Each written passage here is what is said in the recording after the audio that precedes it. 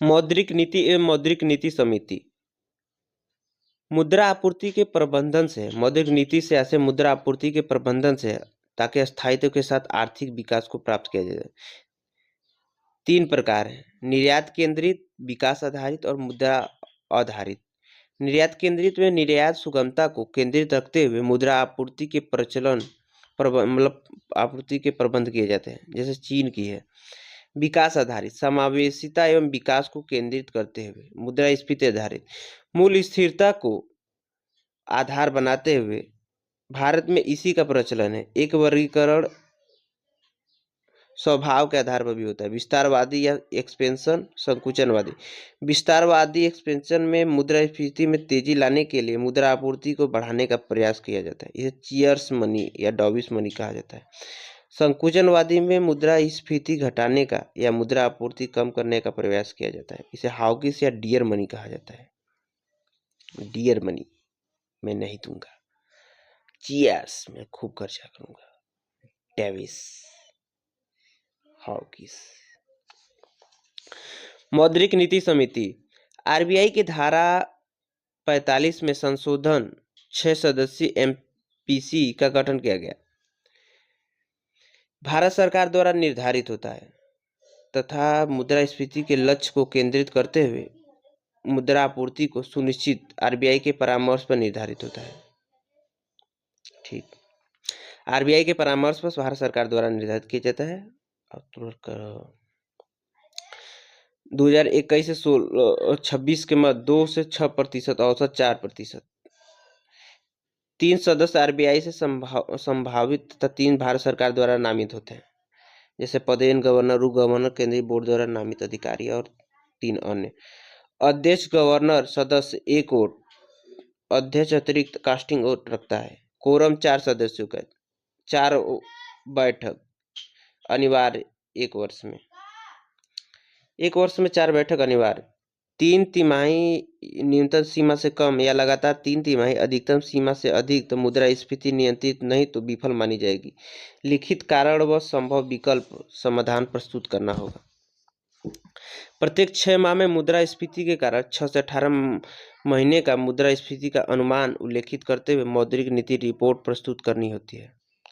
फिर से प्रत्येक 6 माह में मुद्रास्फीति के कारण 6 से 18 महीने का मुद्रास्फीति का अनुमान उल्लेखित करते हुए मौद्रिक नीति रिपोर्ट प्रस्तुत करनी होती है।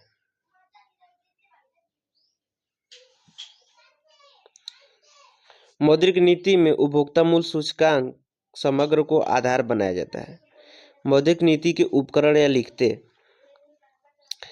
मतलब जिसके माध्यम से मुद्रा आपूर्ति को घटाया बढ़ाया जाता है।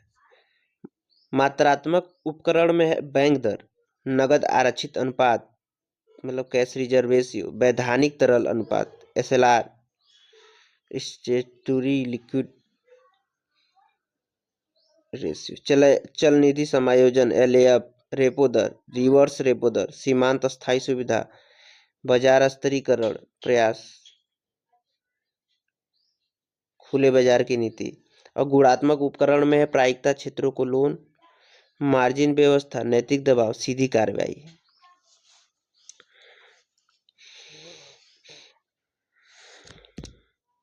मात्रात्मक उपकरण बैंक दर, बैंक रेट, वह दर जिस पर आरबीआई बैंकों को दीर्घकालिक समय के लिए बिना किसी गारंटी के ऋण उपलब्ध कराती है।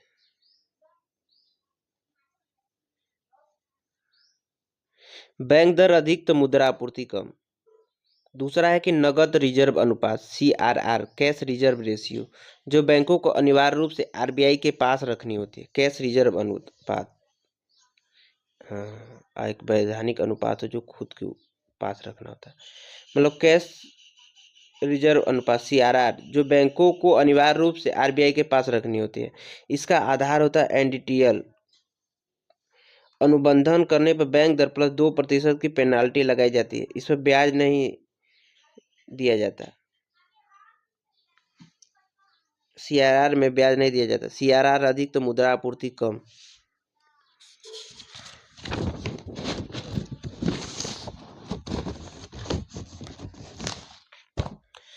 एसएलआर वैधानिक तरलता अनुपात। एनडीटीएल का वह अनुपात होता है जो बैंकों को अपने पास नगद प्रतिभूतियां या सोना के रूप में रखना होता है। एसएलआर अधिक तो मुद्रा आपूर्ति कम। एलएएफ चलमान निधि संयोजन, लिक्विडिटी एडजस्टमेंट फैसिलिटी, प्रतिभूतियों के खरीद बेच द्वारा अल्पकालिक ऋण सुनिश्चित किया जाता है। इसके माध्यम से एलएएफ के माध्यम से प्रतिभूतियों के खरीद बेच द्वारा अल्पकालिक ऋण सुनिश्चित किया जाता है। रेपो व्यवस्था, जब एक पक्ष बेचा वह सुनिश्चित करे कि स्वयं खरीदेगा तो पहला पक्ष जो ब्याज देगा उसकी दर को रेपो दर कहा जाता है। या यह भी कह सकते हैं दूसरा पक्ष जो ब्याज दर लगाएगा उसे रेपो दर कहा जाता है। रेपो रेट मतलब यह रेपो व्यवस्था एक कंसेप्ट थी। अब रेपो रेट क्या होता है कि अपनी प्रतिभूतियों को एक अल्पकाल के लिए आरबीआई को बेचकर ऋण लेता है। जैसे 1 7 14 दिन की होती हैं, मतलब ये रेपो रेट 1 7 14 दिन की होती हैं। रेपो रेट ज़्यादा तो मुद्रा आपूर्ति कम। दीर्घकालिक रेपो व्यवस्था एवं लक्षित दीर्घकालिक रेपो व्यवस्था, जिसे एलटीआरओ भी कहा जाता है। मतलब देखते हैं, रेपो दर पर लंबे समय के लिए ऋण यह बैंक दर से कम होता है। बैंक दर बैंक दीर्घकालिक समय के लिए किसी गारंटी के लिए, मतलब बैंक दर में आरबीआई बैंकों को ऋण दीर्घकालिक समय के लिए बिना किसी गारंटी के उपलब्ध कराती है। ठीक, फिर उसके बाद क्या है कि अब हम देखते हैं दीर्घकालिक रेपो व्यवस्था जो है। रेपो दर पर लंबे समय के लिए ऋण बैंक दर से कम होता है। अनुबंधन है कि क्षेत्र विशेष में ऋण देने हेतु प्रयोग प्लस धन राशि भी निर्धारित हो तो उसे लक्षित दीर्घकालिक रेपो व्यवस्था कहा जाता है। दीर्घकालिक रेपो व्यवस्था को मुझे समझ नहीं आया, फिर से देखते हैं। रेपो दर मतलब रेपो दर पर लंबे समय के लिए रेपो दर पे, इसमें है कि लघु समय के लिए अल्पकाल के रेपो रेट में, दीर्घकालिक रेपो व्यवस्था में दीर्घकाल के लिए लंबे समय के लिए ऋण बैंक दर से कम पर दिया जाता है। जब इसमें अनुबंधन भी शामिल कर दिया जाए और धनराशि और प्रयोग भी सुनिश्चित कर दिया जाए तो उसे लक्षित दीर्घकालिक रेपो व्यवस्था कहा जाता है। ठीक, सीमांत अस्थायी सुविधा एमएसएफ मार्जिनल ऐसे ही कुछ होता है। रेपो व्यवस्था में एसएलआर की प्रतिभूतियों का उपयोग नहीं होता है। अतिरिक्त सहायता के रूप में वाणिज्य बैंक विकल्प उपलब्ध एसएलआर की प्रतिभूतियों से भी ऋण ले सकते हैं। मतलब ये सीमांत अस्थायी सुविधा में कि प्रतिभूतियों से ऋण। एमएसएफ की दर सामान्यतः रेपो दर से 0.25 अधिक होता है। इस व्यवस्था में एनडीटीएल का 2% ऋण लिया जा सकता है। अच्छा, एनडीटीएल जो खुद के जमा कराया जाता है नेट।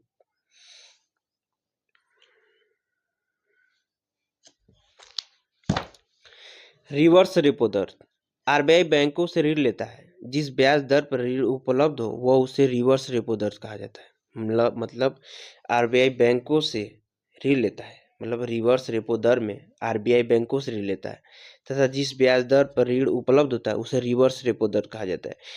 इसलिए मुद्रा आपूर्ति कम तथा मुद्रास्फीति नियंत्रित आरबीआई का अंतिम लक्ष्य। रिवर्स रेपो दर ज्यादा तो मुद्रा आपूर्ति कम। अस्थायी जमा सुविधा एसडीएफ स्टैंडिंग डिपॉजिट फैसिलिटी, बाजार को स्थगित करने का प्रयास होता है जिसके अंतर्गत बैंक चाहे तो एसडीएफ के अंतर्गत बैंकों को ऋण दे सकते हैं। लिखना है, क्या लिखना है कि आरबीआई बैंकों से तरलता या कैश ले सकता है बिना गवर्नमेंट सिक्योरिटी। खुले बाजार की प्रक्रिया open market operation. Open market operation के अंतर्गत प्रतिभूतियों को खरीद बेचकर मुद्रा आपूर्ति को नियंत्रित किया जाता है। ठीक, यदि आरबीआई व्यवस्था में मुद्रा आपूर्ति को बढ़ाना चाहती है तो वह प्रतिभूतियों की खरीद करेगी जिससे नकद बढ़ेगी तथा मुद्रा आपूर्ति बढ़ेगी। जीएसएपी ने कहा कि पूर्व निर्धारित होता है कितने धनराशि की खरीद आरबीआई करेगी। आरबीआई मुद्रा आपूर्ति कम तो मुद्रा प्रतिभूतियों की बिक्री करेगा, जिससे नकदी कम हो जाएगी। बाजार स्थिरीकरण। भारत ऋण की व्यवस्था भारत ऋण की आवश्यकता नहीं, मतलब भारत सरकार ऋण की आवश्यकता नहीं थी, फिर भी प्रतिभूति जारी की, जिसे बाजार इसकी मुद्रास्फीति नियंत्रित करने के लिए।